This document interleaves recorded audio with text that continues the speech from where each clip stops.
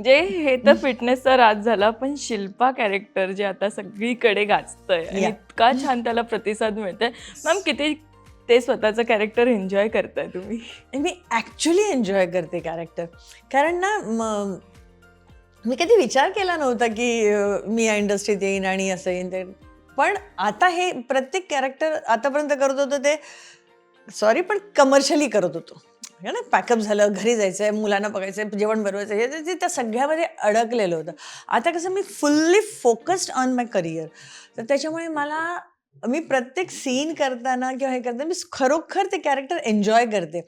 आणि त्यासाठी मी सगळ्यात आधी प्लीज आय एम सॉरी, सगळ्यांचे आधी धन्यवाद. स्टार प्रवाहाचे धन्यवाद, माझ्या प्रोड्युसरचे धन्यवाद, माझे director, my whole team, each and every one. म्हणजे स्पॉट बॉयपासनं कलाकारांपासनं दे आर सो कोऑपरेटिव्ह. म्हणजे मी आज जवळजवळ मी 3 महिन्यापासून शूटिंग करते. मी कधीही अशी नखा एवढी पण निगेटिव्हिटीची झलक नाही पाहिली.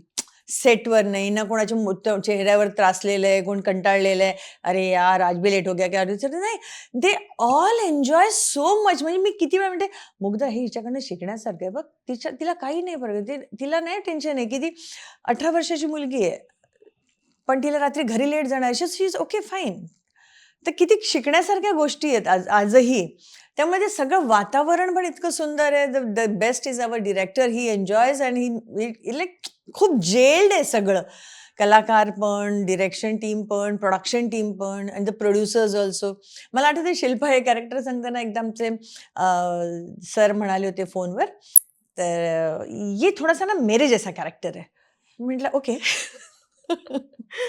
सो बरंच आहे. आणि मग त्याच्यात ते हळूहळू खुलत गेलं. सुरुवातीला कुठलंही कॅरेक्टर करताना थोडंसं टेन्शन येतं हो. ना, एक्सेप्ट कसं करतील किंवा काय कसं होईल. पण ते आता इतकं रुळत गेलं आणि इतके माझ्यासाठी वाईट आणि घाणेरडे कमेंट्स येतात.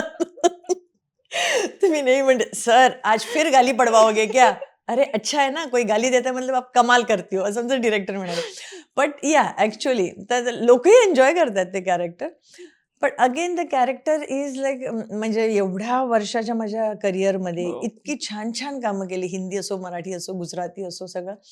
पण हे कॅरेक्टर क्लिक झालं. क्लिक झालं म्हणण्यापेक्षा त्याचं परत एकदा सगळं श्रेय जातं मीडियाला. कारण सोशल मीडिया म्हटल्यानंतर त्याला जे असे दरवाजे सगळे उघडले गेलेत ना आता, त्याच्यामुळे ते कॅरेक्टर जास्त हिट झालं. आणि मी फक्तच प्रयत्न करते की मी जास्तीत जास्त कसं आणखीन छान करू शकेन. बाकी सगळं तर ऑडियन्स डिपेंड करतं. याच कॅरेक्टरमध्ये आम्ही बघतो, की जेव्हा आनंदीला त्रास दिला जातो आणि तेच ऑफ स्क्रीन आम्ही बघतो सोशल मीडियावरच, की तिच्यासोबतचा असलेला छान बॉन्ड. Yeah. मॅम त्रास देताना तिला ते सीन कसे शूट होतात आणि ऑफ स्क्रीन किती छान आहे दोघींचं? खूपच छान आहे. खूप गोड मुलगी आहे. खूप म्हणजे खूपच गोड पोरगी आहे. म्हणजे तिला ओरडून बोलायचं असेल ना, तर ती त्याच आवाजात बोलते, ज्या आवाजात ती बोलते ना, कसं आहे इतकं. बट ती वयाने पण लहान असल्यामुळे ना, तिच्यात तो अजूनही इनोसन्स आहे, पहिली गोष्ट. दुसरी गोष्ट खूपच संस्कारी म्हणण्यापेक्षा शी इज व्हेरी पोलाईट. म्हणजे ती मला नाही वाटत ती कधी कोणाला ओरडूनही बोलू शकेल, पहिली गोष्ट. तर त्यामुळे तिच्या आणि I am always good with every हो. कॅरेक्टर्स ना, कारण माझा आपला संबंध दिवसाचे 12 तास त्यांच्याबरोबर आहे. हो. सो मी आधीपासून कधीच कुठल्याही आर्टिस्ट बरोबर कधीच अशी उद्धटपणाने किंवा असं वागलेलीच नाहीये. हां, सहन केलंय पण मी वागली नाही. आणि आनंदीला त्रास देताना काय वाटतं?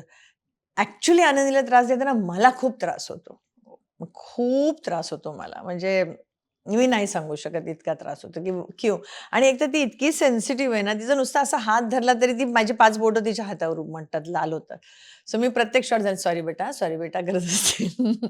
मराठी मनोरंजन सृष्टीमधील मालिका, चित्रपट, नाटक तसेच कलाकारांबद्दलच्या नवीन अपडेट्स जाणून घेण्यासाठी नक्की सबस्क्राईब करा इट्स मज्जा मराठी या आपल्या नवीन यूट्यूब चॅनलला.